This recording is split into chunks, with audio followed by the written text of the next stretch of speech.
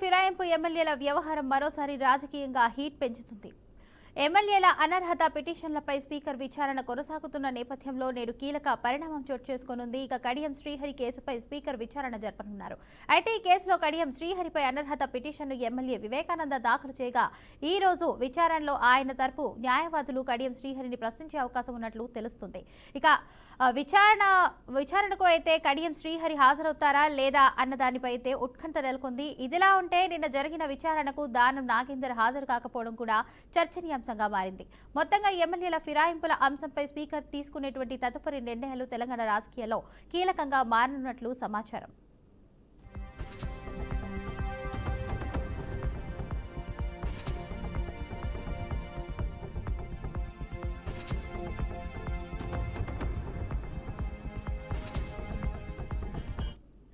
రైట్గా ఇదే అంశానికి సంబంధించి పూర్తి సమాచారాన్ని మా ప్రతినిధి రాజు అందిస్తారు. రాజు, చెప్పండి, దీనికి సంబంధించిన అప్డేట్స్ ఏంటి?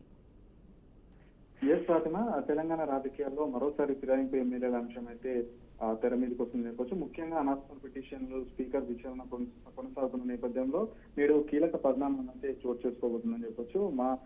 ఎవరైతే కడియం శ్రీహరి స్టేషన్ గన్పూర్ ఎమ్మెల్యే కడియం శ్రీహరి ఉన్నారో ఈ రోజు అయితే స్పీకర్ ముందు విచారణ అయితే హాజరు కాబోతున్నారు.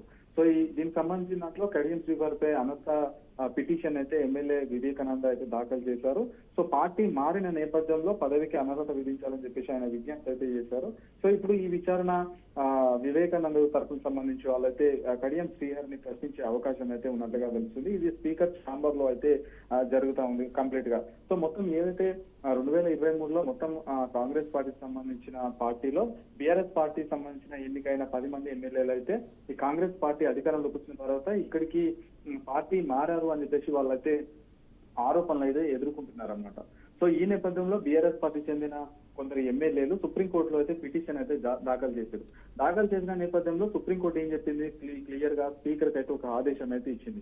సో వాళ్ళు పార్టీ మారారా లేదా అని చెప్పేసి ఏదో ఒకటి డిసైడ్ చేసి తుది తీర్పు ఇవ్వాలని చెప్పేసి స్పీకర్ కి అయితే కొంత గడువు విధించింది. సో మొత్తానికి 10 మంది ఎమ్మెల్యేలు ఎవరైతే ఉంటారో అందులో 8 మంది అంటే కడియం శ్రీహరి, దానం నాగేందర్ వీళ్ళిద్దరి విచారణ మాత్రమే మిగిలి ఉంది. మిగతా 8 మంది కూడా వాళ్ళకు తిరిగి చీట్ ఇచ్చేస్తారు. అంటే వాళ్ళు ఎలాంటి పార్టీ మారారు అని చెప్పేసి ఆధారాలు లేవని చెప్పేసి వాళ్ళకు కీలకమైన ఇచ్చారు. వాళ్ళకు సంబంధించిన అంశం అది అట్లా ఉంటే ఇప్పుడు ప్రస్తుతం విచారణలో ఉన్నది ఏదైతే Khairatabad MLA Danam Nagender, station Ghanpur MLA Kadiyam Srihari. So వీళ్ళిద్దరిది కూడా పెండింగ్ లో ఉందని చెప్పొచ్చు. సో దీనికి పెండింగ్ గల కారణాలు చూసుకుంటే కనుక మనకు క్లియర్ గా అర్థమవుతుంది. ఖైరతాబాద్ ఎమ్మెల్యే దానం నాగేందర్ ఎవరైతే ఉంటారో బీఆర్ఎస్ పార్టీలో ఎన్నికై కాంగ్రెస్ పార్టీ అధికారంలోకి వచ్చిన తర్వాత అక్కడికి కాంగ్రెస్ పార్టీలో చేరారు అనే ఆరోపణ ఉంది. సో ఆరోపణలే కాకుండా పార్లమెంట్ ఎన్నికల్లో సికింద్రాబాద్ నుంచి కాంగ్రెస్ పార్టీ బీఫామ్ మీద కూడా పోటీ చేశారు. సో ఇక్కడ పోటీ చేసిన నేపథ్యంలో అతను ఖచ్చితంగా పార్టీ మారాడని చెప్పి కారణాలు అయితే ఉన్నాయని చెప్పొచ్చు. సో దాన్నే అదునుగా చూసుకొని వాళ్ళైతే కొద్దిగా దాన్ని ఆ కేసు సంబంధించి దాన్ని అయితే పెండింగ్ లో పెట్టారు. సో అటు స్టేషన్ గన్పూర్ ఎమ్మెల్యే కడియం శ్రీహరి చూసుకుంటే ఆయన కూడా సేమ్ ఇదే 2023లో బీఆర్ఎస్ పార్టీ నుంచి ఎన్నికై తర్వాత కాంగ్రెస్ పార్టీలో చేరారు అని చెప్పేసి ప్రధాన ఆరోపణ. సో ఆరోపణ కాకుండా అదే విధంగా తన కూతురు కడియం కావ్యకు వరంగల్ సంబంధించిన ఎంపీ టికెట్ ఇప్పించి అంటే కాంగ్రెస్ పార్టీతో టికెట్ ఇప్పించి ఆమె తరఫున ప్రచారం చేశారు. సో ఆమె ఎంపీగా కాంగ్రెస్ పార్టీ నుంచి గెలిచారు. సో ఇక్కడ వీళ్ళిద్దరు పార్టీ మారారు అని చెప్పడానికి బలమైన కారణాలు అయితే అక్కడ కనిపిస్తున్న నేపథ్యంలో వీళ్ళిద్దరి విచారణ కూడా కొంతవరకు అయితే వాయిదా వేసిన పరిస్థితి అయితే ఉంది. సో నిన్న ఏదైతే శుక్రవారం నాడు Khairatabad MLA Danam Nagender speaker chamber ముందు హాజరు కావాల్సి ఉంది ఈ విచారణకు సంబంధించి. సో నిన్న దానం నాగేందర్ ఎవరైతే ఉంటారో తను హాజరు కాలేదు, గైర్ హాజరు అయ్యారో అతనికి సంబంధించిన అడ్వకేట్స్ ఎవరైతే ఉంటారో వాళ్ళు కూడా ఎలాంటి ఇన్ఫర్మేషన్ ఇవ్వకుండా గైర్హాజరయ్యారు. మొత్తానికి దాన్ని అయితే మార్చి 2వ తారీఖు నాటికి పోస్ట్ పోన్ అయితే చేశారు. సో దానిపైన స్పీకర్ ఎలాంటి నిర్ణయం తీసుకుంటారు ఏంటనేది చూడాల్సి ఉంది. సో ఈ రోజు ప్రస్తుతం కడియం శ్రీహరిని అయితే విచారణకైతే పిలువనున్నారు. సో మరి కడియం శ్రీహరిని విచారణ పిలిచి స్పీకర్ ఏమేమి అడుగుతారు, పార్టీ మారారా లేదా అని సంబంధించిన అంశాల గురించి మొత్తం కూడా ఈ రోజు చర్చ జరిగే అవకాశం ఉంటుంది.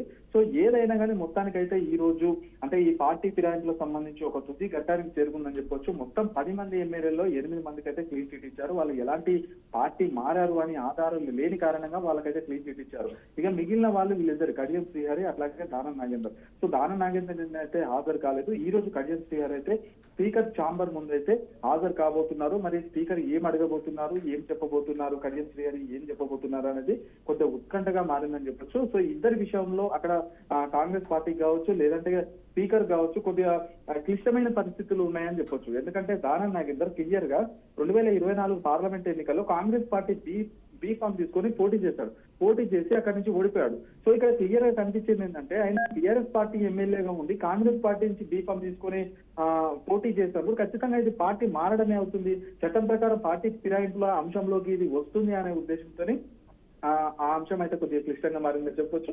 అదే కడియం శ్రీహరి కూడా సేమ్ తన కూతురికి వరంగల్ సంబంధించిన పార్టీ టికెట్ ఇప్పించడం, అక్కడి నుంచి గెలిపించడం, సో ఇవన్నీ కూడా మొత్తం స్పీకర్ కి ఒక అంటే ఈ తీర్పు ఎలా ఇవ్వాలి, సో ఎట్లా వీళ్ళను వివరణ కోరాలి అనే దానిపైన ఒక క్లిష్టమైన పరిస్థితులు అయితే ఏర్పడిందని చెప్పొచ్చు. మొత్తానికైతే ఈ రోజు కడియం శ్రీహరిని స్పీకర్ ఛాంబర్ ముందు పిలుస్తారు, హాజరు కావాలని చెప్తారు. సో దానికి సంబంధించిన వివరాలు మొత్తం కూడా వివరణ కోరుతారు. పార్టీ మారారా లేదా అని చెప్పేసి కూడా అంటున్నారు. వీళ్ళు ఒకవైపు, మరొక వైపు అక్కడక్కడ ప్రెస్ మీట్ లో మాట్లాడుతూ కూడా మేము పార్టీ అయితే చేంజ్ కాలేదు, మేము బీఆర్ఎస్ పార్టీ ఏదైతే ఉందో అందులోనే కొనసాగుతున్నామని అయితే వీళ్ళు చెప్తున్న పరిస్థితి కనిపిస్తుంది. మరి చాలా మంది అయితే వీళ్ళు క్లియర్ గా పార్టీ మారారని చెప్పేసి సోషల్ మీడియాలో కావచ్చు, అటు మెయిన్ స్ట్రీమ్ మీడియాలో కావచ్చు పెద్ద ఎత్తున ప్రచారం.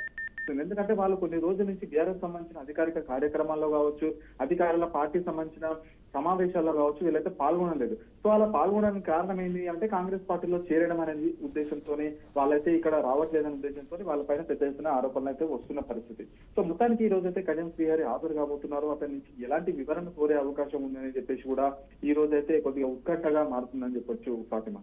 Right, thank you Raju for the update.